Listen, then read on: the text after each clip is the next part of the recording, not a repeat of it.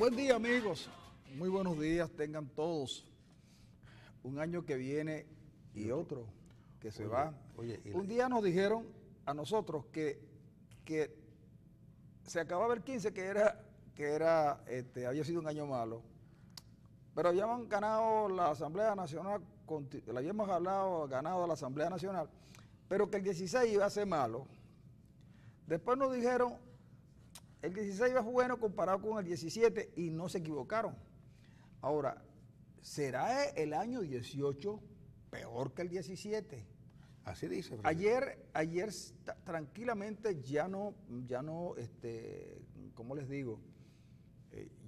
Ya no es ficción. Es que los precios cambian de una manera rápida, ¿no? Y yo de verdad que no lo comprendo, no logro saberlo. A primeras horas de la mañana me impacta que en Maracaibo había unos pancitos rellenos de queso y algo de jamón que vendían en algunos sitios y los apoyaron los morochos.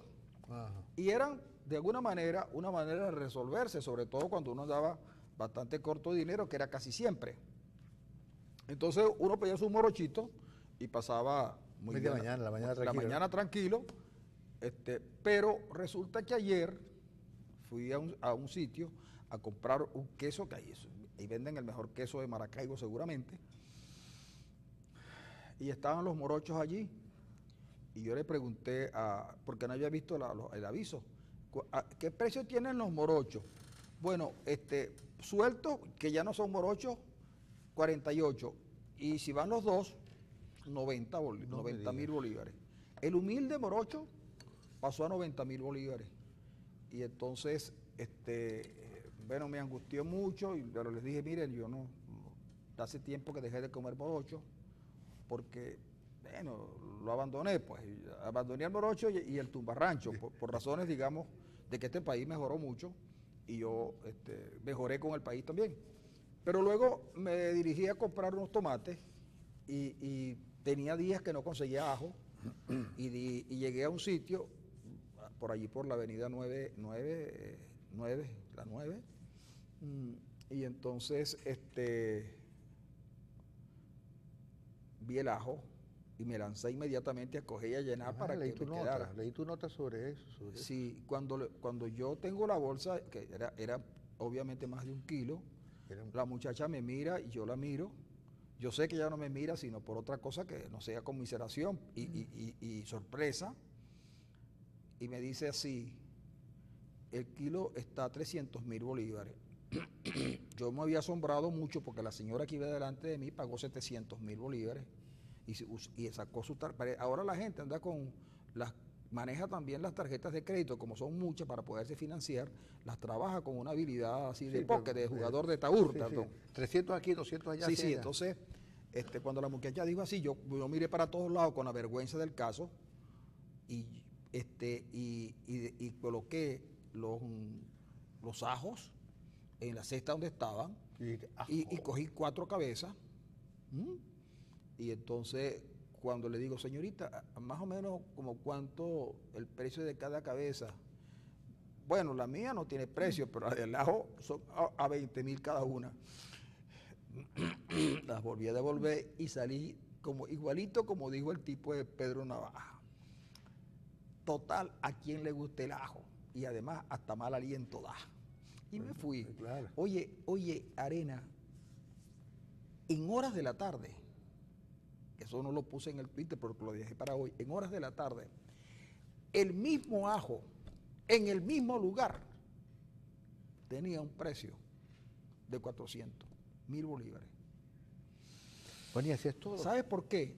Porque alguien me preguntó, cuando supo que había ajo, me preguntó y yo le dije dónde era. Oye, y me dijo, no lo compré. Y le dije, cómprelo porque si usted no lo compra, más tarde están 500. Oye, y entonces, y yo me digo, y ayer, chico, el candidato del gobierno a la gobernación del Zulia estuvo por la avenida Libertador. Cerrando su campaña. Yo dije, ¿la habrá cerrado allí para burlarse de la gente que diariamente va a comprar? Va a comprar allí? burlarse de los que no tienen efectivo. Afortunadamente, por tú decir que tenías un billete de 100.000, un amigo que me aprecia mucho, y yo también lo aprecio mucho, me dijo, te conseguí los 100.000 que andas necesitando para pagar un pago que tiene que ser obligatoriamente en efectivo. Entonces digo yo, caramba, me paso a la otra página y consigo que Maduro tiene el 27% de aprobación. Sí, no, sí. Cuidado, no, sino el 31, y un rechazo del 65%. Pero con ese 27 gana las elecciones en condiciones tan precarias como la de Caldera, pero gana las elecciones. Pero con la diferencia que Caldera tenía a su yerno como jefe de la fuerza, como ministro de la defensa o jefe de la Fuerza Armada, y Maduro tiene a Padrino, que es justamente el hombre que gobierna Venezuela. Porque Padrino hace declaraciones como, por ejemplo, no aceptamos la ayuda humanitaria. ¿Tú sabes por qué no se acepta la ayuda humanitaria en Venezuela? Porque los militares encabezados por Padrino no quieren. No, los militares encabezados por Padrino no quieren la ayuda humanitaria. Claro, y además entró en política acusando y diciendo que el periodo de Luis Ortega en la fiscalía ha sido el más oscuro en la historia del país. Entonces, sí, ¿Y Luis Ortega le respondió? Sí, pero si alguien tiene dudas acerca de quién realmente gobierna en Venezuela, yo espero que serían disipados a partir de esa declaración. Le falta una perlita de Padrino. Mandó a supervisar el voto de la Fuerza Armada en las elecciones del domingo, para que tú veas el grado de... Supervisar el voto de la Fuerza Armada, porque esos 100.000 votos o 200.000 votos que tiene deben entrar por un tubo.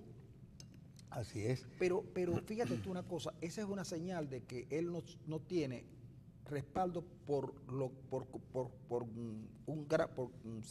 liderazgo. Por liderazgo militar, sino tiene por presión. Es decir, que el liderazgo de Padrino López es un liderazgo que solo se sustenta en el poder que dan las bayonetas, en el poder que dan las armas. Pero sabes que puede correr el peligro, puede correr el riesgo de sentarse sobre ella. Eso no me alegra, ¿no? Porque yo tengo que confesar que a mí me agradaría tener una Fuerza Armada venezolana bien dotada, bien organizada y con militares de pensamiento abierto. Yo no estoy en desacuerdo con que los militares activen en política. Lo que creo es que ellos no deben forzar las decisiones políticas cuando no les conviene, ni cuando les conviene tampoco. Ahora, ¿Por qué? Porque fíjate lo siguiente, un país como Venezuela necesita una buena Fuerza Armada y tiene que tener una escuela militar que forme militares de verdad en defensa de la patria. Fíjate tú, no quiere que entren las medicinas a Venezuela en el carnaval humanitario porque supuestamente es una invasión externa. Y yo le pregunto a Padrino López, ¿puede Padrino López responder por las fronteras con Colombia? ¿Podrá Padrino López responder por las fronteras con Brasil?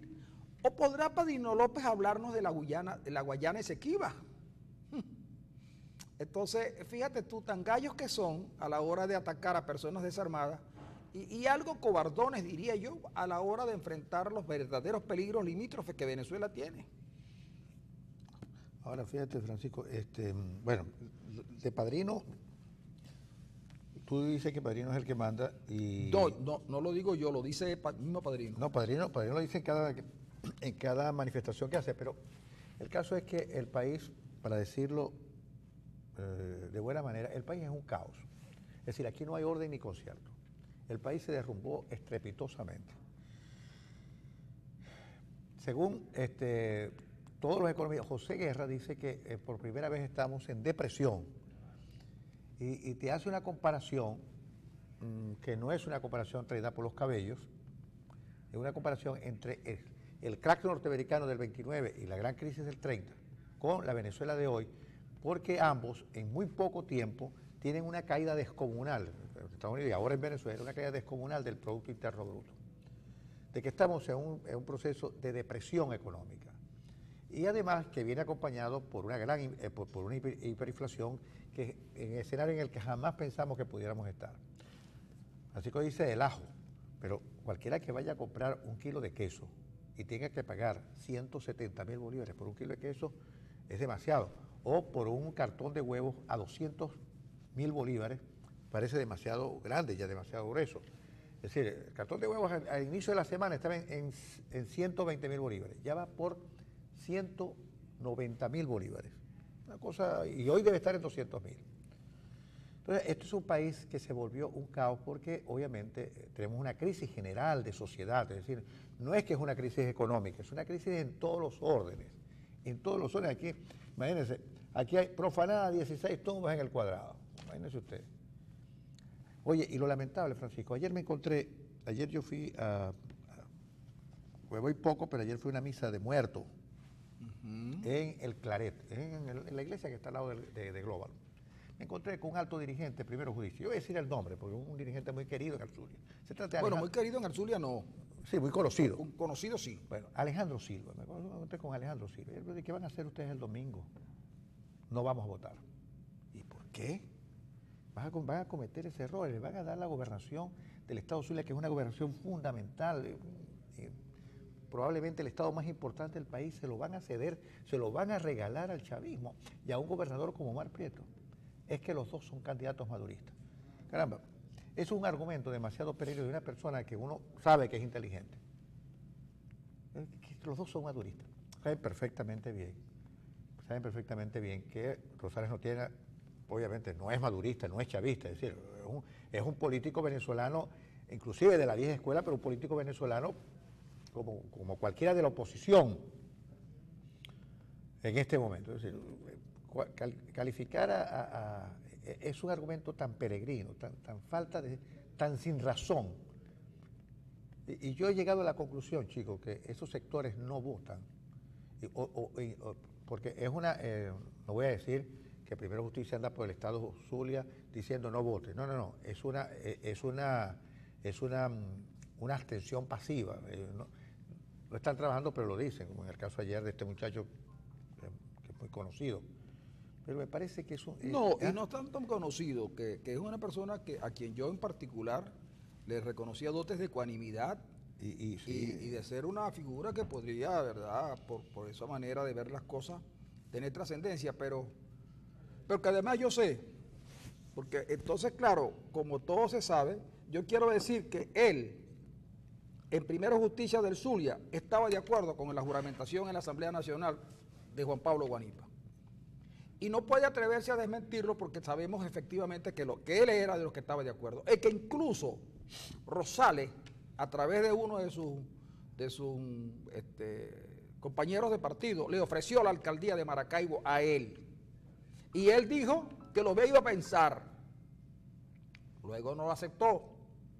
Pero Rosales consideró a Alejandro Silva, en virtud de que él había estado de acuerdo con la juramentación de Guanipa, y no lo puede negar.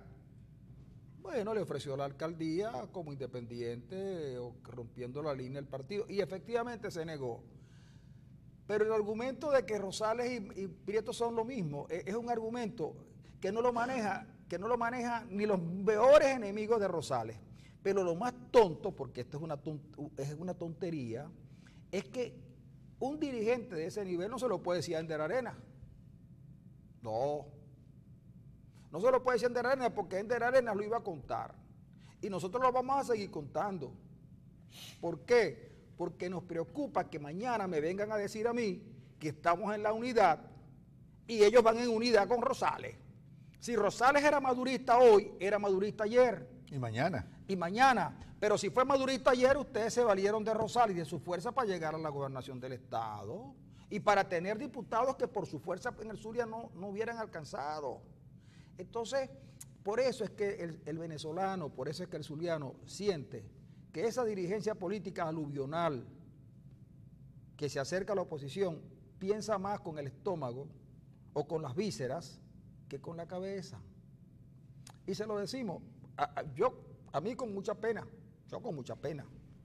porque ciertamente no creí que la argumentación de Alejandro Silva, que era el segundo de Capriles, era el hombre que andaba con Capriles en la gira, en la primera campaña, en la segunda campaña, tenga ese tipo de argumentación endeble y muy oportunista. Él debería tener un argumento mucho más serio. Pero esas cosas hay que decirlas. Y yo siempre te dije a ti que no había que ocultar nada, que hay que decir todo. No, yo estoy de acuerdo Y contigo. hay que decir todo, ¿sabes por qué? Porque mañana se aparecen desmintiéndose con sus actos y la gente a lo mejor les compra el discurso. Pues yo no tengo ningún acuerdo con ellos, ni pienso tenerlo. Y con nadie, ¿no? En términos de políticas a futuro. Pero me preocupa de verdad que ellos quieren unas elecciones y van a tener que contar con un nuevo tiempo en el Zulia y con Rosales para las presidenciales. Dígame si el candidato es de Primera Justicia dirá a la hora de los acuerdos regionales que no aceptan los votos de Rosales porque es madurista. Y dígame si Rosales es gobernador, que puede ser. Y puede ser, ¿sabes por qué? Porque cuando el panorama estaba, tú sabes que uno no conoce mucho estas cosas porque esta es una campaña muy atípica. Resulta que Diosdado estuvo cerrando la campaña de Omar Prieto en la Avenida Libertador. No fue que llenó la Libertador, no, nada de eso. Dijeron en la Avenida Libertador, pero nada más lejos de cosas esas. Pero dijo una cosa como esta, que yo se la oí, no que me la contaron. Dijo, la mejor encuesta es la del pueblo. Y yo enseguida coloqué un tuit diciendo, cuando uno dice que la mejor encuesta es la del pueblo, es porque hasta las encuestas que uno tiene están perdiendo. Lo están dando perdedor. Si es que ninguno que haya dicho eso, mire, le voy a decir lo siguiente, ningún candidato que haya dicho que la mejor encuesta es la del pueblo ha ganado una elección. Lo que quiere decir que Diosdado vino al Zulia a cerrar la campaña y decirle a Prieto, te has quedado sin el chivo y sin el mecate. A raíz de lo que comentó, y por eso yo digo, a veces es mejor callar. Él no tenía por qué decir eso. No es verdad, díganme ustedes que están allí y que nos van a oír más adelante. No es verdad que no tenía que haberlo dicho, porque enseguida los que saben cómo es la cosa dicen, no, si este hombre en las apuestas se vino abajo. Están dando 2-1, ¿no? Y ahora dan. No, que va, si el primero que reconoce la derrota de Prieto es Diosdado cuando dice, la mejor encuesta es la del pueblo. Mire, hermano, todo aquel que haya dicho que la mejor encuesta es la del pueblo, todos los que lo dijeron perdieron. Bueno, las cartas están echadas porque ya hoy es jueves, ya se cerró la campaña. El domingo usted tiene que ir a votar si quiere que la situación en el Zulia cambie definitivamente. Y tiene que ir a votar, primero porque probablemente este es el estado más importante que tiene el país, en densidad de población, económicamente hablando, desde el punto de vista de sus actividades, y en muchos aspectos el Zulia es el estado más importante. Electoralmente es el estado más importante. Sería además un craso error que la gente por comodidad o por aquello de los principios de la dignidad y de todas las cosas que se suelen decir en estos casos, como coartada, deciden quedarse en su casita y le entregan la gobernación y se le entregan en bandeja de plata al chavismo. Así que usted vaya a votar el domingo, se levanta temprano, deje esa pereza, se levanta temprano y va a votar. En el caso que sea por pereza. En el caso que sea por pereza. Ahora, si es por todo lo demás, piense un poco en términos de realismo político. Hay una manera de ser realista y que es confiando en el otro. Yo que no tengo nada, es decir, yo no tengo nada que ver con los Rosales en términos de compromiso, sino tengo compromiso con la democracia.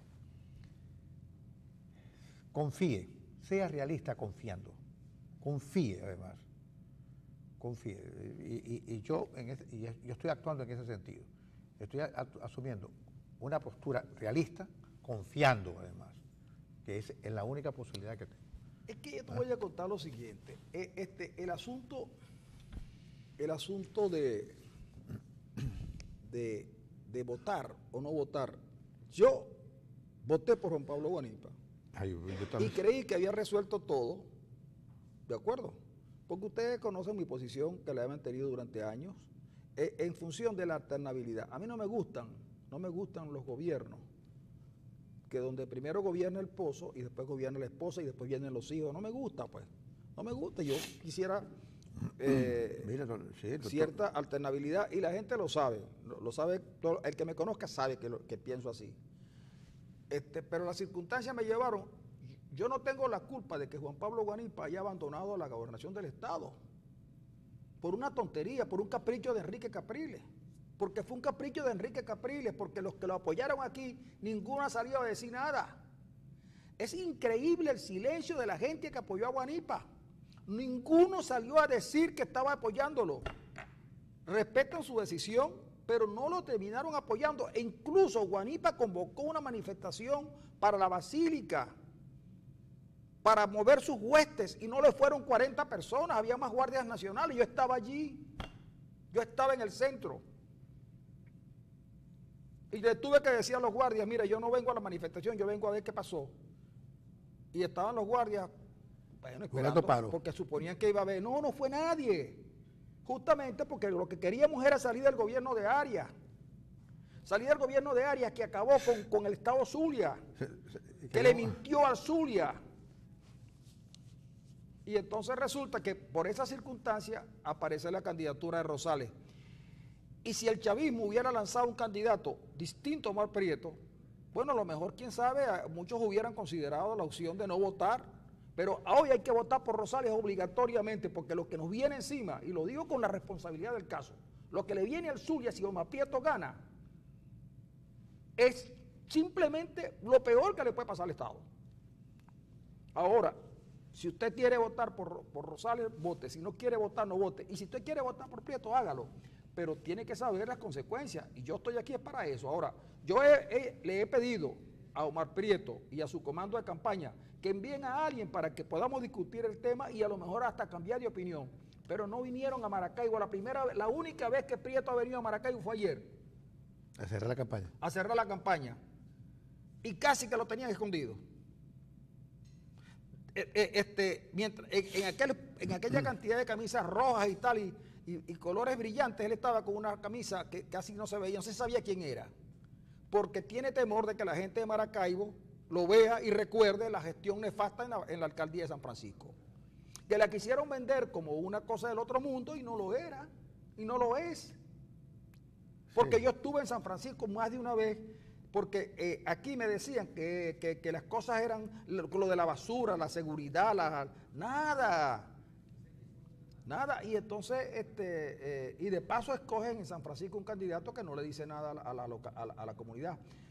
Eso no quiere decir que no ganen, pueden ganar porque efectivamente aquí los primeros justicias, como Alejandro Silva, como Juan Pablo Guanipa y los Voluntad Popular, y los de Acción Democrática decidieron abstenerse. Yo no sé con qué cara le va a salir Juan Carlos Velasco a la gente. Ese es el secretario general de Acción Democrática. Él dirá que fue una decisión de Caracas, pero con qué cara se le presenta al electorado. Por lo menos yo, que fui a validar por un partido la democracia, pongo en duda que en una nueva oportunidad, cuando esté en juego la democracia, yo pueda acompañar a Acción Democrática. No se puede, de verdad que no. De verdad que no. Bueno, pero sí vamos a ir a la pausa.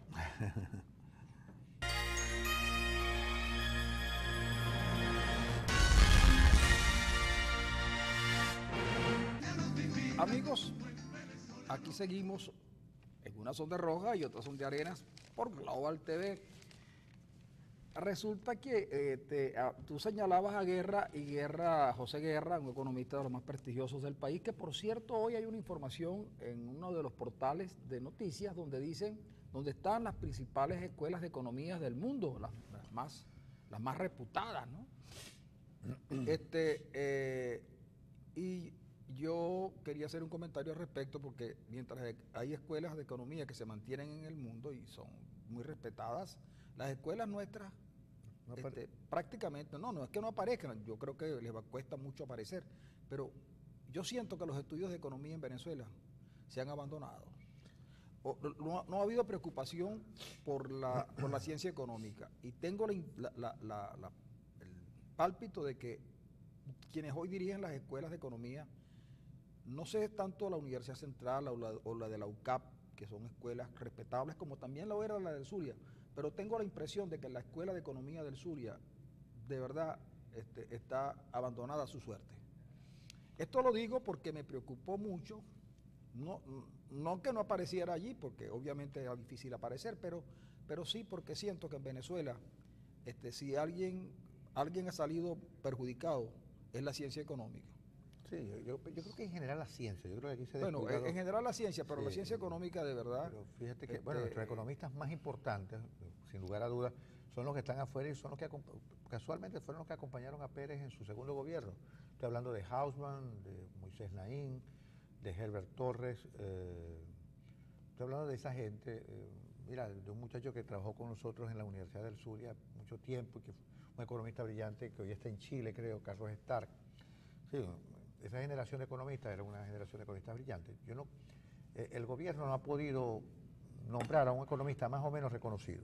Pero es que el único economista que pasó por el gobierno. De verdad, bueno, fue Cabeza, ¿no? Sí, el único economista que pasó por el gobierno que podía ostentar el título de economista. Y nos dio aquel leñazo con solvencia era. Pero claro, habría que ver quién le recomendó eso a Chávez, sí, y quién se lo impuso a Cabeza, porque yo estoy seguro que Gastón Parra lo manifestó en Maracaibo en privado, cuando era presidente del Banco Central, manifestó que él nunca estuvo de acuerdo con eso. Sí. Porque había que tomar otro tipo de medidas, como ahorita. Ahorita tienen que tomar medidas antiinflacionarias, sin duda, pero esas medidas antiinflacionarias chocan con el clientelismo y el asistencialismo del gobierno, que es lo que los ha hecho, les ha garantizado mantenerse en el poder. Pero fíjense que la economía de Venezuela, según un trabajo que escribe Antonio María Delgado en el Nuevo Herald de Miami, la economía de Venezuela se contrae y ya es menor que a la de Ecuador o Guatemala. Y Guerra dice, José Guerra, diputado y uno de los mejores economistas del país. Acá dirige el equipo económico de la Asamblea, José Guerra dice que Venezuela tiene 15 trimestres cayendo. Sí, y yo me acuerdo que una vez que la economía creció, sacaron avisos en todos los periódicos de Venezuela y en la radio y la televisión informando que Venezuela es el crecimiento económico. Ahora resulta que después de eso el país se vino abajo y no son capaces de decirnos. El Banco Central oculta la información, la oculta, no la dice, no hay cifras oficiales. Entonces la pregunta es, ¿por qué el gobierno no las dice? Porque supuestamente las cifras no lo favorecen. ¿Por qué no acepta el canal humanitario? Porque ellos consideran que lesiona su orgullo. ¿Cómo es posible que ellos recibieron un país donde se conseguían todas las medicinas y se conseguían los alimentos y ahora no se consiguen, y si se consiguen a un precio muy alto? Y eso los va a poner en el mundo contra la... Y si la gente va a decir, bueno, ¿y cuál revolución? Como pasó con la cuestión de la misión Robinson y la alfabetización. Hasta la Organización Mundial, la UNESCO reconoció a Venezuela y resulta que después las pruebas del mismo censo del gobierno demostraron que era falso. Bueno, fíjate que... y la FAO exacto, le dio también Nosotros hemos engañado al mundo, chicos. Venezuela ha engañado al mundo, proporcionando datos que no se compadecen con la realidad. El reconocimiento de la UNESCO por el asunto de la alfabetización, el reconocimiento de la FAO por el problema de la alimentación, y resulta que en este país el analfabetismo sigue siendo grandísimo. Y el hambre, Venezuela está amenazada de hambre, de hambruna como si fuéramos cualquier país de África. Y esto no es realmente una posición dramática. Venezuela está amenazada de hambruna. Eso es lo que tenemos en el horizonte. Porque dicen que el 2018 va a ser tan malo que le vamos a echar de menos a lo bueno que vivimos en el 2017. Imagínense lo que eso significa. Entonces, es hora de verdad, mire, es hora de que el chavismo de verdad se haga a un lado, a ver si se puede ordenar esto. Se puede plantear un programa de gobierno durable y más o menos eficiente y más o menos que gobierne. El chavismo debe apartarse por la salud del país y después puede regresar. ¿Tú sabes cuándo se va a apartar el gobierno por la salud del país? Cuando ya no quede nada que repartir. No, cuando por alguna razón imprevista e impuesta por algún organismo internacional se vean obligados a tener que acabar con la farsa de regalar los dólares. Porque lo que hacen ¿cómo es posible? Tú con 10 bolívares no compras nada en Venezuela. Lo único que compras con 10 bolívares, y lo compran aquellos que tienen porque están bien enchufados, es un dólar. ¿Cómo es posible que un dólar tenga un precio de 100.000 en el mercado libre y se lo vendan a los que tienen el control de la compra de alimentos y medicinas a 10 bolívares, chicos? Eso es una cosa que es obsceno. Y lo otro que se compra con un bolívar, que ya no hay moneda, no se sabe quién las tiene, con un bolívar solo se compra 1 litro de gasolina de 91 octanos. Eso es un país que cualquiera, mira, no tiene que ser muy listo en cuestiones económicas para darse cuenta que ahí hay una distorsión increíblemente grande. El día que les quiten a ese sector que se beneficia de los 10 dólares, de los 10 bolívares por dólar, ese día las cosas cambian, Arena. Pero dime tú, ¿cómo es posible que una obscenidad de esa naturaleza pueda seguirse manteniendo en el país y que nadie del gobierno se dé cuenta y proponga una salida diferente? Porque tú ves a los dirigentes del gobierno y podrán tener diferencias entre ellos por saber quién le pone la mano a más, pero no hay diferencias en la propuesta económica. Todos piensan igual, todos hablan de guerra económica, todos te dicen mentiras, y todos te dicen, pero ¿cuál guerra económica si ustedes reconocieron que 30.000 millones de dólares se lo llevaron unas empresas de maletín, que en PDVSA la quebraron? Dice José Guerra que PDVSA está en las tablas, porque hasta una empresa china está embargando por 24 millones de dólares, por 24 millones de dólares. Sí, entonces dice uno, que es una burusa. Que es una burusa. Y entonces dice Guerra que PDVSA está en las tablas, y si está en las tablas, entonces esto es una obra de teatro. Es que seguro. Porque al estar en las tablas es una obra de teatro. Es que Venezuela hoy es una mala obra de teatro. Y basta ver la coreografía que a veces se presenta en los grandes escenarios, ¿no?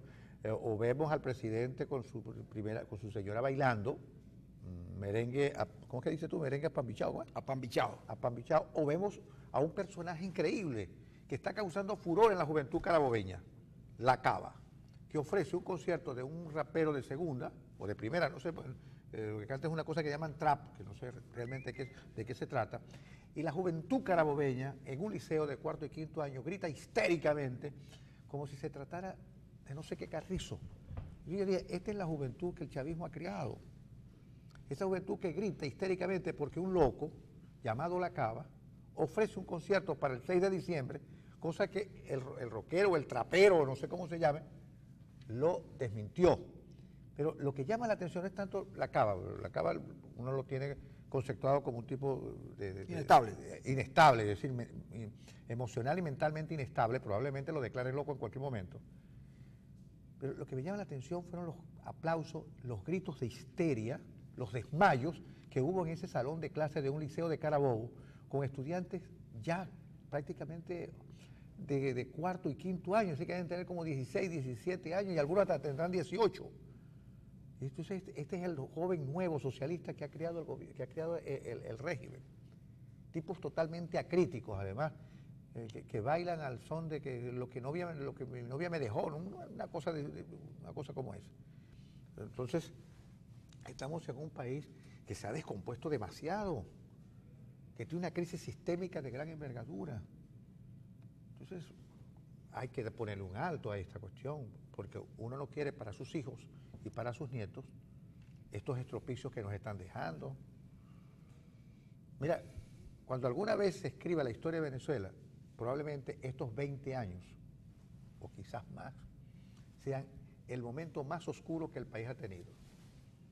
No, pero fíjate tú que alguien tendrá que escribir la historia y no podrá eximir de responsabilidades a quienes, teniendo la obligación moral y política de orientarlo, prefirieron colocar sus intereses particulares sobre los intereses generales de la población. De verdad. Y que quede constancia que no ha sido por falta de consejo, que no ha sido por falta de alertas. Sí, y por supuesto, algunos en el gobierno han hecho de la política una manera de vivir, y de vivir muy bien, y de atesorar fortunas. Es muy probable que cuando todo esto termine, el Estado tenga que desprenderse de una cantidad de empresas que estatizó durante el proceso. Seguramente una de ellas es el Lácteos Los Andes, que por cierto los trabajadores están en Caracas solicitando que les den materia prima para poder operar, porque la empresa está prácticamente en el suelo, no tiene camiones, no tiene nada. No tiene leche. No tiene leche, no tiene nada. Y la estatizaron, y yo recuerdo que la última vez que yo vi un envase de leche de los Andes, decía, elaborada en Nicaragua. Sí, así es. Ok, pero bueno, lo explicarán ellos. Pero lo que sí les voy a decir es lo siguiente: es probable que muchas de esas empresas de las que el Estado tendrá que desprenderse, entre ellas una buena parte de la actividad petrolera y de la actividad minera y acerera en Guayana, van a pasar a manos de chavistas que se enriquecieron durante estos años y que acumularon capital para comprarla. De eso no me cabe ninguna duda, por allí van las cosas. Y luego viene el otro caso, si es verdad que muchos en el gobierno se han aprovechado para hacer dinero. Y mire, y no son nombres desconocidos. Pronto se sabrán, porque entre ellos, luego vamos a leer una declaración de Ramírez para que vean lo que Ramírez dice con respecto a lo que le quieren hacer. Mira, ¿sabes cómo los llamaría Marx? El gran Marx que ellos admiran tanto. Lumpenburguesía. La lumpenburguesía. Pero en el caso, por ejemplo, hay sectores opositores que es verdad. Que también. Que se han aprovechado. Hay un caso de un político zuliano, muy relevante en los últimos años, pero que ya no está en el país, que la denuncia, casi con las evidencias en la mano, demuestran que estuvo siendo financiado por un bolichico escapado del país, del sector eléctrico. Oye, ¿sabes cuál es lo malo de esta cosa? Yo tengo el nombre, como lo tiene mucha gente en el Zulia, pero resulta que desde fuera pontifican. Exacto, y quieren hacernos a nosotros creer que están en la lucha por la democracia y por el rescate de las instituciones. Y de la ética y la moral. Y de la ética y la moral, y resulta que durante meses y años fueron financiados por dinero mal habido. Y esas cosas se van a saber. Esas cosas se van a saber. De eso no les quepa la menor duda. Eso se va a saber. Y entonces, justamente esos son los que terminan en lo que los marxistas, comunistas, izquierdistas han llamado el basurero de la historia. Bueno, oye, a propósito de Ramírez, que dice que sería una maniobra política errada por parte del gobierno si van por él. ¿Qué quiere decir, chico? Yo quisiera, si no te es mucha molestia, primero que Mario me sirva un café, porque yo creo que hoy está obligado. Oye, sumamente obligado, obligado. En compensación con lo que le va a venir ahora. No, y con lo que le llegó ya. Ah, bueno. Por supuesto. Mangos australianos. ¿Son australianos? Sí, australianos. Yo sabía que eran australianos. Por el hablar. Por el dialecto. Mira,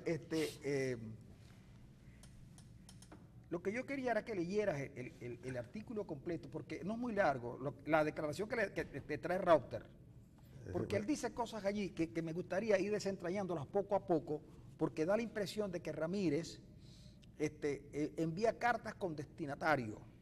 Sí, pero obviamente son mensajes, sí, no García. Son mensajes directos, ¿no? Sí, claro. Sí, muy directo. Yo a ver si consigo la nota de Ramírez, que él dice que va a ser una maniobra política errada a su consideración, y es porque Ramírez maneja información. Acuérdense ustedes del dicho que el que maneja información tiene el poder sobre otros, especialmente cuando la información que yo tengo, el otro sabe que la tengo, pero no sabe la cuantía y el valor de esa... ¿Será por eso que dice, sería un gran error ir contra mí? Claro. Y contra mis familiares. Dice, si el gobierno va contra mí, sería una de las peores maniobras. No estoy vinculado a ningún hecho de corrupción. Me he cuidado mucho de seguir los mecanismos de control. Eso quiere decir que otros no se han cuidado. Así es. No estamos conectados, déjame decirte, lamentablemente.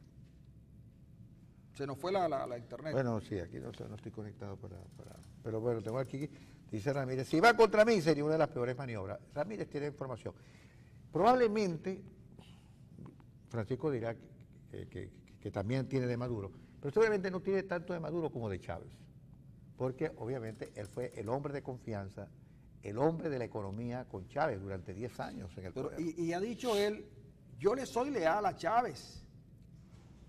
Le soy leal a Chávez, lo que quiere decir que no es leal a Maduro. Así es. Pero él sabe cosas de Maduro, porque él ha dicho que él ha recomendado políticas y no las han puesto en práctica. Y no las han puesto en práctica porque el Señor de los Anillos lo impide. Claro, si es que mira, la gente ve el deterioro que hay en la oposición y es verdad que hay deterioro, pero la gente no observa la crisis que hay en el la enorme fractura que la hay. enorme fractura, porque fíjate lo siguiente, las declaraciones de Ramírez no tuvieron de Rodríguez, en el sentido de que no habrían nunca más elecciones, no tuvieron respaldo de nadie y las han ocultado. Pero fue una bellaquería de él, una rabieta que le dio, porque probablemente él había pensado que era posible lograr conseguir de la oposición en Santo Domingo algo más que lo que consiguieron.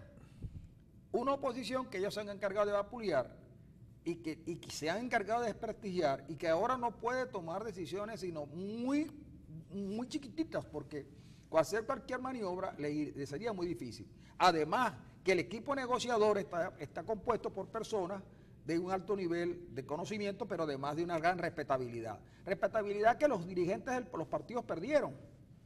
Y la perdieron porque no fueron capaces de administrar el éxito que tuvieron en las elecciones parlamentarias.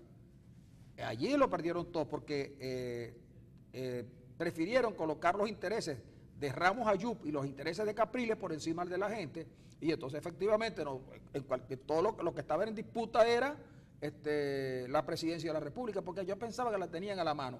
Yo no sé qué estarán pensando hoy los Capriles, los Bueno, Ramos Ayub. Capriles piensa que él y Leopoldo son los que pueden dirigir este país. Bueno, imagínate tú. Entonces yo pienso que hay otra gente inteligente, importante dentro de la Así oposición. Mira, desde el sector, hay un montón de gente que ha asomado la cabeza. Un hombre que además incluso en el estadio fue coreado y que gritaban presidente.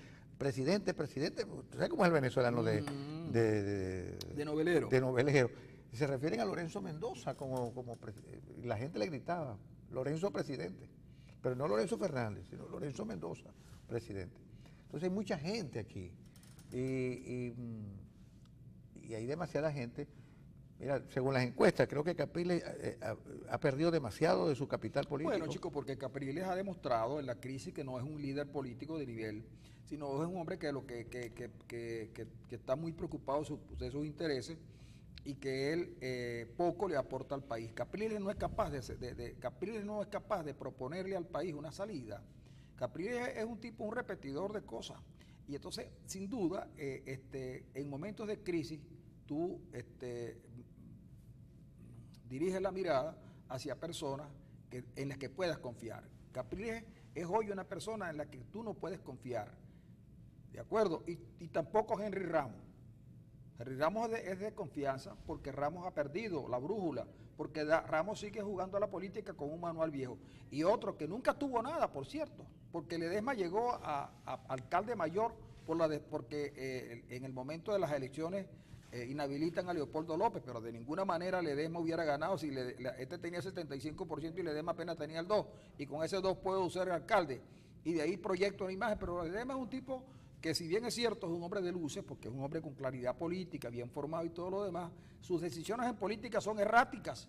Yo me acuerdo cuando la gente le pedía por favor que lanzara su candidatura o su opción frente a aquella ignominia que era Alfaro Usero, y él prefirió apoyar a Alfaro, cómodo como ha sido. Y entonces ahora él cree de verdad que la política en Venezuela la orientan los Twitter, la orientan a Aristigueta Granco y los Aristigueta Granco y los García Banches, y entonces sale a decir que en la oposición hay un cáncer que hay que extirparlo previamente para poder seguir adelante. Entonces tampoco Ledesma tiene ninguna opción, y creo que con la ida tenía mucho más prestigio y mucho más audiencia, y la gente pensaba mucho más cuando estaba preso en su casa que ahora que está en la calle.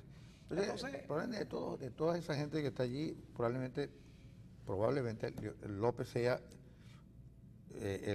la figura realmente que pudiera, pero obviamente López está inhabilitado, tiene una sentencia firme, y yo creo que el gobierno no se la va a sacar así. Pero hay una alianza que no se ha roto, que hace unos meses atrás hubo una alianza, se habló de una alianza Capriles-López. Sí, obviamente. Pero luego vino la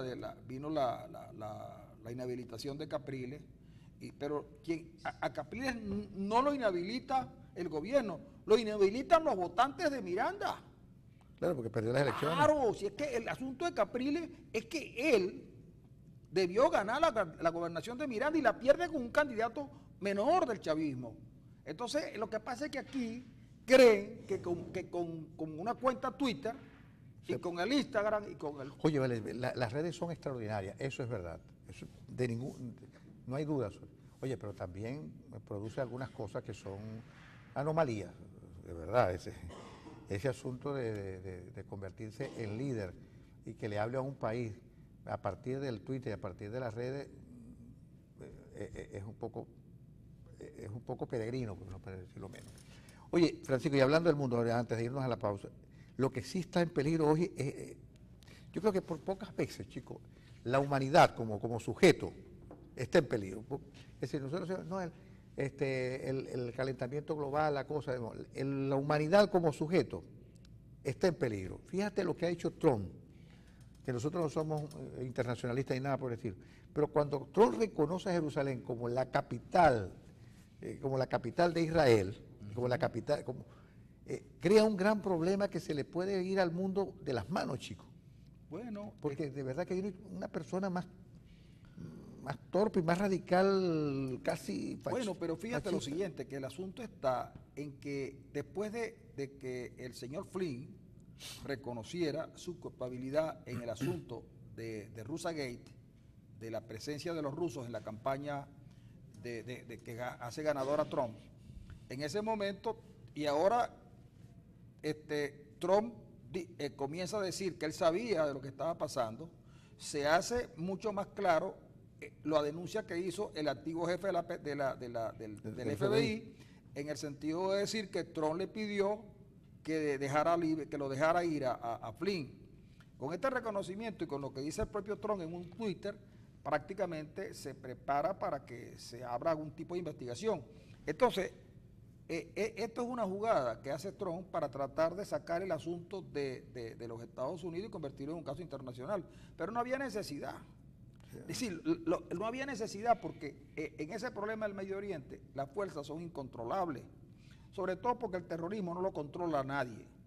Nadie lo controla y esos grupos como el ISIS y el grupo como el Al-Qaeda y compañía podrán tener una vida, pero aparecen otros grupos. Y el problema palestino no se resuelve, que es lo que la gente quería, que se resolviera el problema palestino. Una parte porque Hamas y los radicales no quieren y otra parte porque Israel está empeñado en mantener la posesión de unas tierras que evidentemente no le corresponden. Pero los Estados Unidos habían jugado un papel desde Camp David, un papel importantísimo en mantener la situación controlada. Con brotes, pero controlada. Pero yo creo que esta declaración de Trump puede llevar a... Y además desautoriza a Estados Unidos, ¿no? Como mediador, ¿no? No solamente eso, sino que puede trasladar el problema del Medio Oriente a otros países, incluido el de nosotros, que tiene mucha influencia palestina. Porque no te olvides que por su propia palabra, Tarek el-Aizami ha reconocido que él es un líder palestino. Lo dijo él, no lo digo yo. Sí. Y en Venezuela están asentados grupos palestinos que tienen apoyo, y eso está muy cerca del gobierno. No te extrañe que la próxima medida del gobierno sea no ya impedir el ingreso a los Estados Unidos de venezolanos funcionarios de gobierno, sino de todos los venezolanos, porque pudiera haber la sospecha necesaria. Entonces, este es un caso que, como tú bien dices, es un caso internacional, pero que pudiera también estar tocando a nosotros, pero nosotros distraídos, yo no sé si no... El gobierno no está distraído en nada, el gobierno está montando las elecciones presidenciales. Sí, ya de una vez. Claro, y después que monten las elecciones presidenciales, van a convocar las elecciones parlamentarias. Para salir de una vez eso. Claro, no lo han hecho porque están esperando tener las alcaldías, tener la presidencia de la República, y luego van a convocar las elecciones parlamentarias porque ya consiguieron un modelo que les garantiza no menos de 5 millones de votos. Sí. Y además lo tienen que hacer el año que viene, elecciones parlamentarias adelantadas decididas por la Asamblea Nacional, esa que tienen ellos constituyentes. Y la van a tener que aceptar. Y el que no acepta no va, y justamente no irán. Y entonces los tipos volverán a tener una Asamblea Nacional completa para ellos e inmediatamente disuelven la Asamblea Nacional Constituyente. Ese es el camino Ahora, si ese es el camino, ¿por qué nuestros políticos no lo ven? Ah, bueno, chicos, porque Capriles es un bellaco. ¿Cómo? Un bellaco. Bellaco. Y Henry Ramos Es otro bellaco. no es un bellaco, pero un tipo ahí que uno... Y los demás, y el Edema es una figura. Por cierto, que yo me he quedado esperando. Estos tipos todos los días, tenemos que salir a la calle. Y vamos a parar la calle. Yo digo, chico, yo estoy todos los días esperando la salida. Y tú no salen, chicos. ¿Y que tiene la calle? ¿Pero por qué no salen? Yo espero las manifestaciones convocadas por María Corina, que venga a Maracaibo y la convoque y vaya todos los... ¿Verdad? Así, Cuando, el que tiene el canta, manda canta. bueno, Mario, no bebe mangos hoy.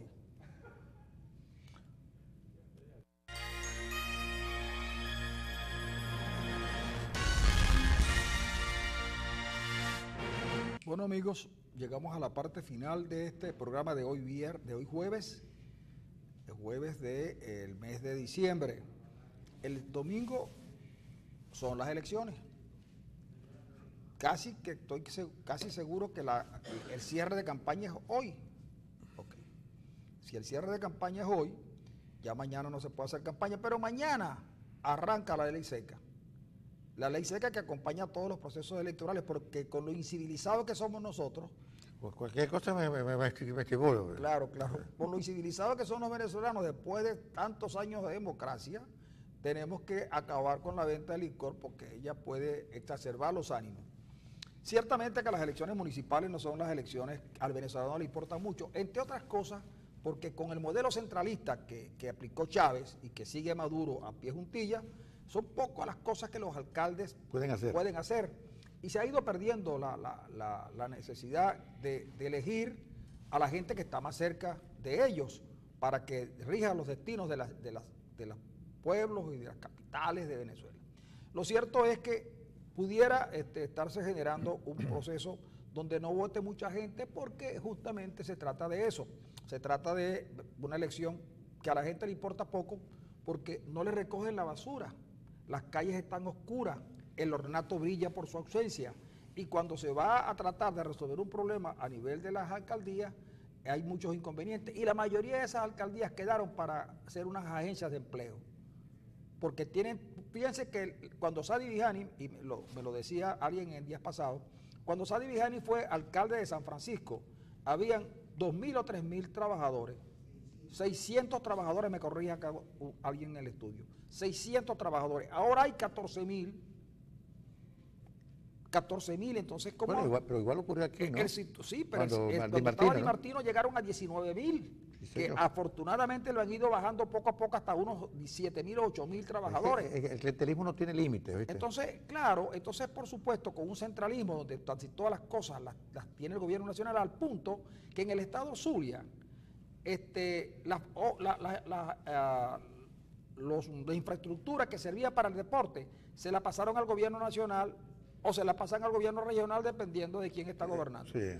Entonces, el aseo urbano que era con dificultad, es verdad que había dificultades en la recogida de la basura, pero cuando la tenía la alcaldía, por lo menos pasaban una vez a la semana. Es que ahora no pasan. Oye, ¿verdad que las montañas de basura en algunos Sí, sitios pero es que ahora no increíbles? pasan, entonces la cogió Arias Cárdenas.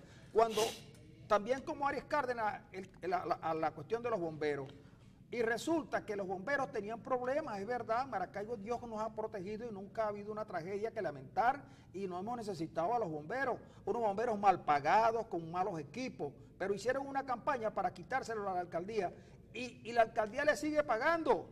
Pero no han mejorado absolutamente nada los bomberos y ellos también se quedan calladitos porque de tanto pelear con la alcaldesa, ahora no van a pelear con nadie porque en la gobernación aquí no hay gobernador en el sur. Ahorita no hay gobernador. Entonces, la policía pero municipal... están actuando con ventaja porque te digo, el mantenimiento de algunas calles, de algunos barrios que hacen gente de la gobernación hoy, lo tienen con avisos de Omar Prieto. Sí. Es una cosa increíble. Con aviso de Omar Sí, Prieto. Sí, el barrido que hacen en algunas calles lo hacen con aviso de Omar Prieto, como si fuera gobernador. Lo otro es la Policía Municipal de Maracaibo, que en manos de José Luis Alcalá había hecho una buena gestión. Había fallas, sin duda, pero por lo menos uno tenía la opción de llegar hasta la alcaldía, hasta la policía, si tenía algún reclamo que hacer, y era atendido de inmediato. Pero es que de tener una policía que tenía buenos sueldos, un buen sueldo para poder trabajar como es debido, pasaron a ser los peores pagados. Pero o sea, mira, acabaron con las patrullas, acabaron con las motos, de 800 gente que había, deben haber quedado como en 200. Entonces uno dice, bueno, justamente el gobierno nacional a través de la gobernación del estado de Arias Cárdenas acabó por lo menos con la alcaldía de Maracaibo. Entonces, hoy en esas elecciones la gente dirá, bueno, ¿para qué voy a salir a votar si no importa mucho porque esas alcaldías no son importantes? Pero en el Zulia hay una elección de gobernador, una cosa que ya habíamos resuelto los zulianos, votando por la oposición y sacando a Arias Cárdenas de allí porque hizo un gobierno malo y porque le mintió al Zulia. Ah, no, pero entonces resulta que quien gana cree que sus intereses particulares de su líder nacional están por encima de los zulianos y decidió defeccionar. Y defeccionó, claro, abandonó. Hoy, entonces tenemos una elección a gobernador que probablemente lleve a la gente a las mesas de votación, porque lo que se le viene al Zulia de no salir a votar los zulianos es gravísimo, es grave, y yo no quiero volverlo a repetir, o tal vez no pueda repetirlo. No es que no quiera, a lo mejor no voy a poder volverlo a repetir, porque lo primero que hizo Arias Cárdenas al llegar a la gobernación fue sacar a Global TV de las cableras. Y las cableras aceptaron sin chistar, cuando no había ningún tipo de procedimiento de carácter administrativo. Bueno, eso es lo que hay.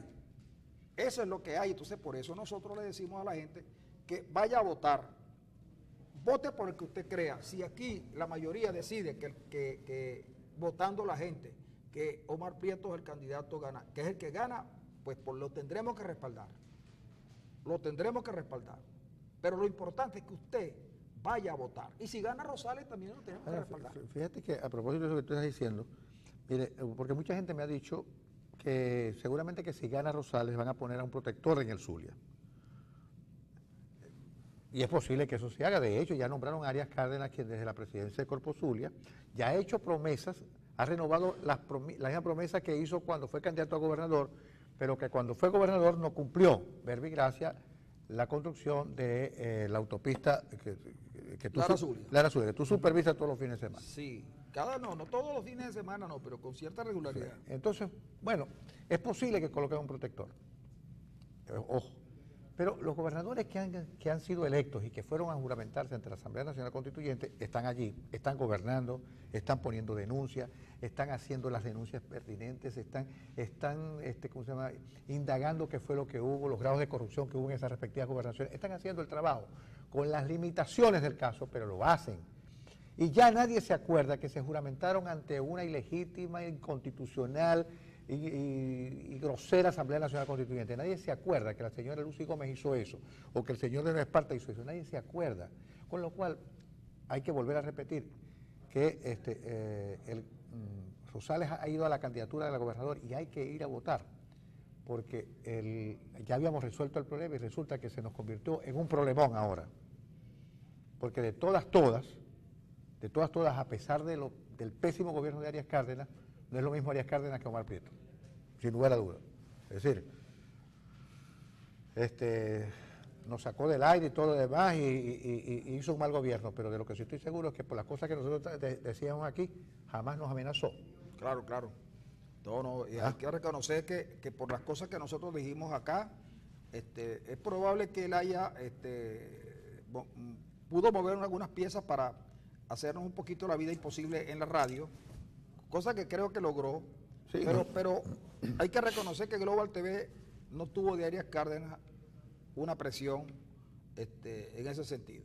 Lo que yo dudo es, por lo que conozco, es que con Prieto en la gobernación del estado, a nosotros y a otros medios les vaya, por lo menos lo dejen operar. Yo lo confieso con preocupación. Y por eso siempre quise hacer un llamado al comando de Omar Prieto y a él en particular. Prieto es economista y Prieto debe tener una opinión sobre la economía venezolana. Y él podía venir aquí, incluso podía acompañarse de Rodrigo Cabeza, venir los dos y aprovechar y hacíamos un programa. Tú le estás dando muchas cuestiones. Yo creo que Omar Prieto no sabe nada de economía, chico. Pero no, yo no voy a decir eso porque yo no le di clase, no sé, pero si yo voy bueno, porque uno también tiene que llevar a su acompañante. Su adláter. Su adláter, sí.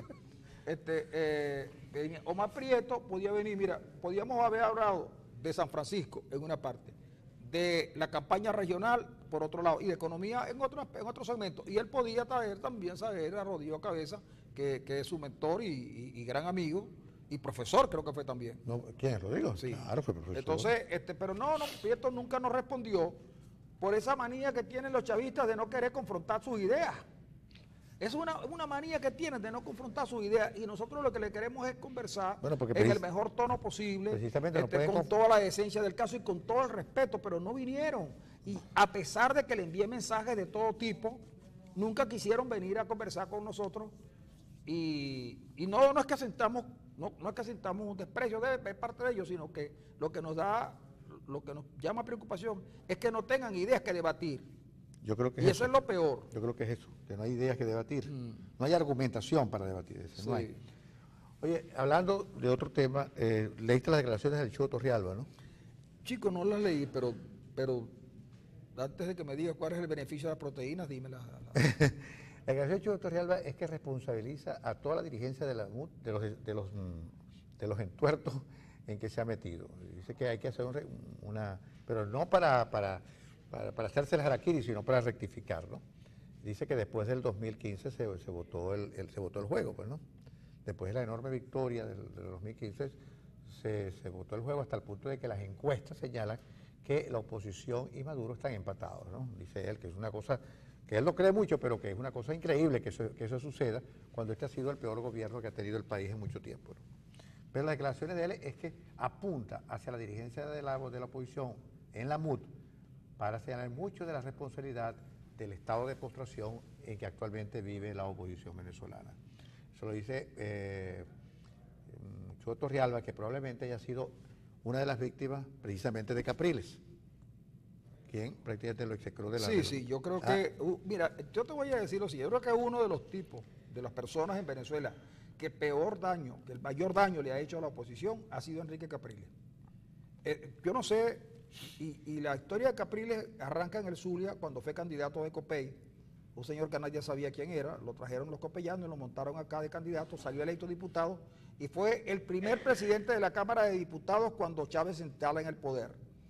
Bueno, allí comenzó su carrera persiguiendo a Isora Rojas, porque Isora Rojas le había enviado unas flores a la secretaria que cumplía años y había hecho una compra de unos celulares para funcionarios de la secretaría de la Cámara que debían tener un mecanismo de comunicación más expedito.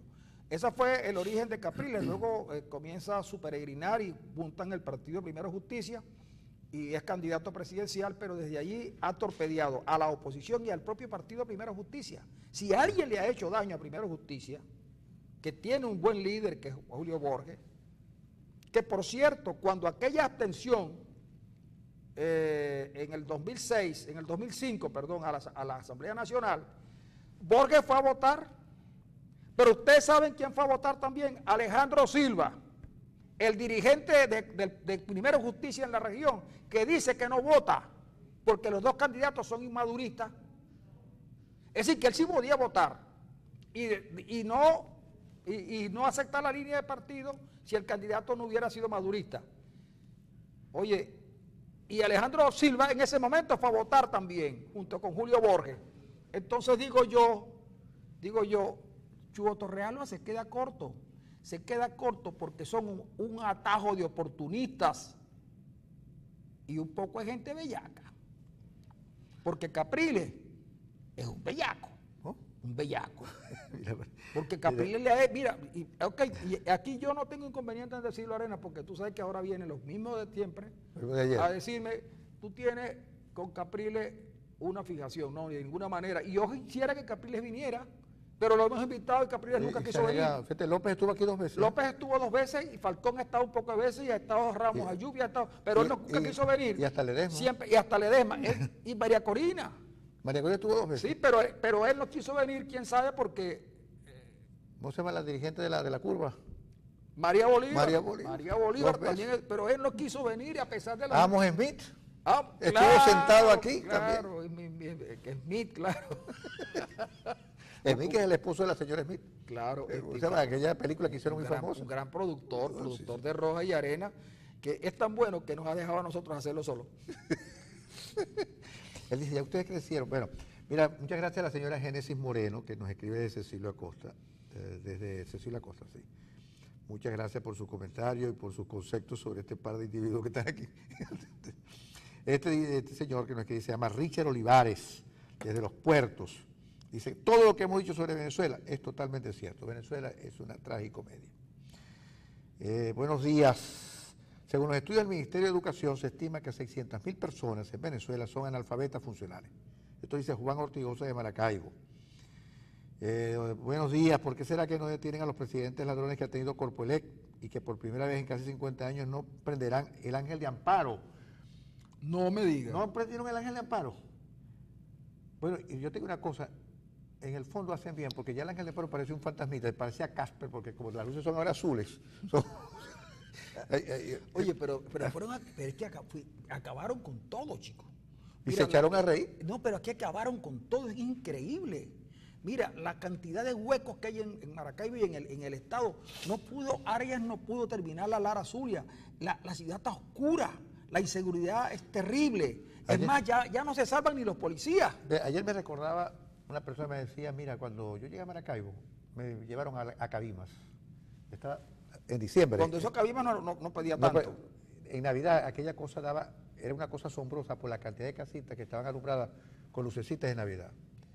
Y Maracaibo también, uno iba detrás del rectorado, por ejemplo, de Luz, y uno veía un enorme árbol, creo que es de Matapalo, que está en una casa enorme que se llama el Gran Chaparral, no sé si es así. Sí, sí. Tiene unas luces naranjas que cuando se movía el árbol parecía que estuviese encendido en fuego, y todas las casas iluminadas. Resulta que hasta eso se acabó. Hay calles en Maracaibo donde no hay un solo arbolito. Hay una calle en Maracaibo por la que yo paso todos los días y ahí en esa calle yo busco un amigo mío, que la única casa que tiene un arbolito es la casa de él. Increíble. Dos. Sí. No, es que... pero es verdad. Es que es verdad, mira, la gente... Pero no es porque la gente ha perdido la esperanza, es que no tiene. Tú sabes el precio que tienen las cositas de las luces. Una bambina cuesta 120.000 bolívares, una bambalina. Pero chicos, si un kilo de ajo está en 300.000. Pero es que el ajo se come, la bambalina no. Pero la gente decía, esas no son conchas de ajo, eso era antes. Y otro, me importa un comino. El comino está como a 200 bolívares. ¿Qué? No, chico, ¿dónde estás comprando tú? No te puedo decir. No, chico, el comino está cerca de $500,000 de bolívares. Bueno, es que yo lo que compro son... La pimienta, ayer una señora le preguntaba, ¿y dónde consigo pimienta? Y ella le dijo, yo estoy trayendo pimienta de Colombia, pero el kilo está a $12. Bueno, te digo una cosa más. Un paquete de pañales en un supermercado donde traen cosas de Colombia cuesta $1.000.000 de bolívares. Un paquete de pañales de 24 pañales. Mira, ayer un amigo que cuando el gobierno anunció la ley seca, salió disparado a buscar algo con que ahogar las penas en lo que queda de fin de semana. Fue a un sitio a comprar su licor de confianza. Y entonces él llega, como siempre llega, pues, así. Y entonces pregunta, ¿cómo está esta botella? Y le dicen, esa está en 2.500, pero si esa estaba hace una semana en 750, pues, te lo he dicho. Y compré ahora, porque mañana puede estar un poco más cara. Y entonces le dice, pero los distribuidores, aquí no hay distribuidores. Entonces preguntó, ¿y esa botellita de caña W, como cuánto está costando? ¿Todavía hay caña W? Claro, Arenas, parece que como tú tienes una cultura alcohólica tan restringida, no sabes nada. ¿O tan refinada?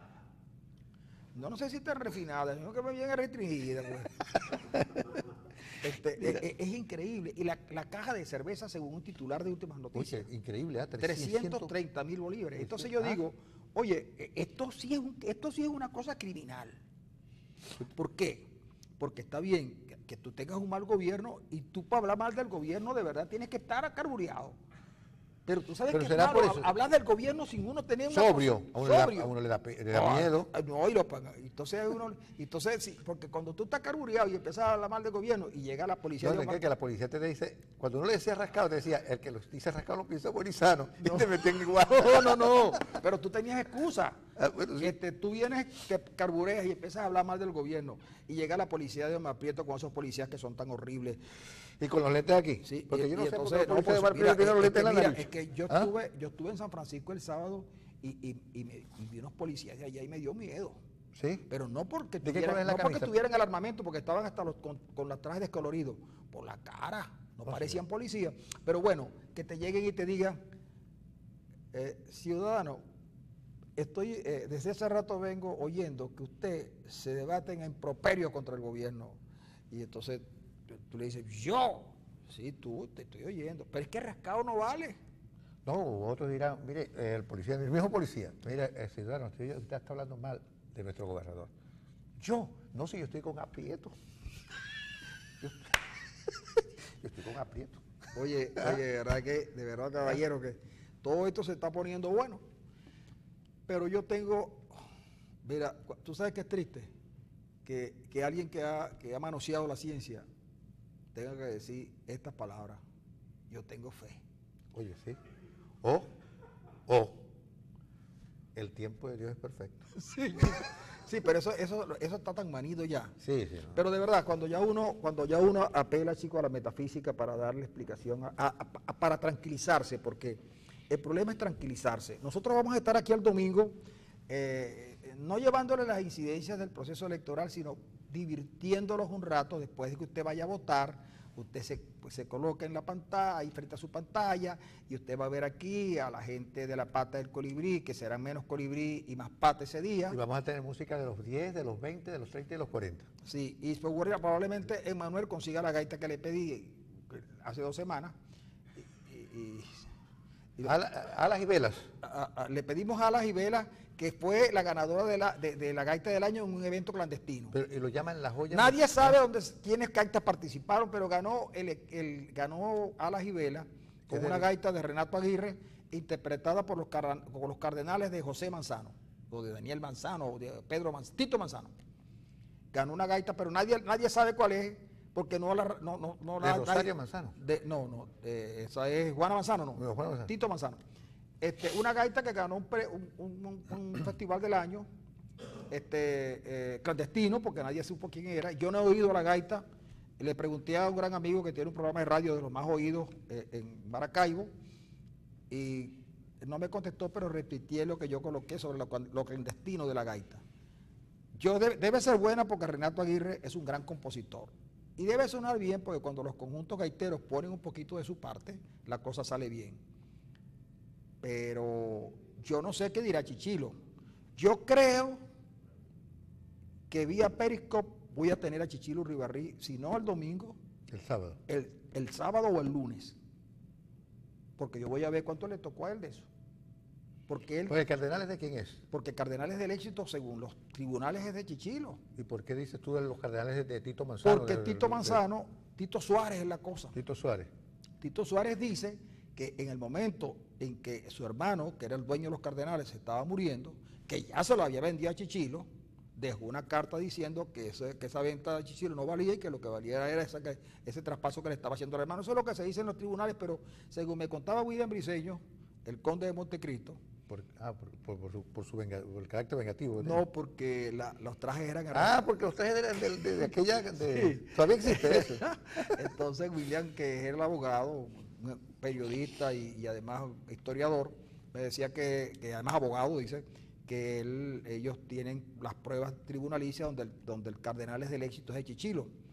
Pero bueno, lo importante es que suene la gaita. Oye, ¿cómo hace falta Francis Blackman? Sí, hace falta Francis Blackman, pero lamentablemente se nos fue. Como un día nos vamos a ir nosotros, tú dirás que hace falta Francisco Rojas. Tú dirás... No, yo no voy a decir nada. Yo me voy antes que tú. Pero les voy a decir lo siguiente. Cuando yo esté en cuerpo presente, no se les ocurra enviar flores. Lo único que les pido a mis amigos... que manden a Cilia. No, ni siquiera, muchachos. Se van los otros. Yo lo que les pido a ustedes cuando yo esté en cuerpo presente es que no envíen flores, pero eso sí, que el que vaya llore desconsoladamente, aunque sea 3 minutos. No, hermano, yo voy a llorar. Pero desconsoladamente. ¿Por qué te fuiste, Francisco? Dios mío, llévame con él. Esto luego. Es mentira. Amigos, este show se acabó por hoy. Pero mañana regresamos. El viernes Pate Colibrí y el domingo estamos aquí en un operativo electoral para disfrutar. ¿Hoy qué es jueves? Hoy es jueves. Bueno, mañana es viernes. Tenemos cuestión, el sábado hay Pata al Colibrí y el domingo tenemos el operativo. Claro, ¿Dónde está la equivocación aquí? No, Es que a mí me tienen que dirigir con tus cuadritos esos que tiene Mario. No, y además de eso, ahora regresamos a traer una cosita a Mario.